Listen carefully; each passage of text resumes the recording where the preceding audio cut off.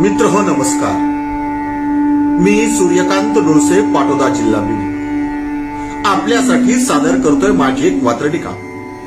आजच्या वात्रटिकेचं नाव आहे भाऊ राया वाचवरे. सदर वात्रटिका माझ्या दैनिक पुण्यनगरीच्या चिमटा या सदरामध्ये 5 ऑगस्ट 2009 रोजी प्रसिद्ध झालेली आहे. वाढत्या स्त्री भ्रूण हत्येच्या सामाजिक प्रश्नावरती केलेले हे भाष्य भाऊ राया वाचवरे. तू वंशाचा दिवा आमचे जगणेच बेचवरे. तू वंशाचा दिवा आमचे जगणेच बेचवरे.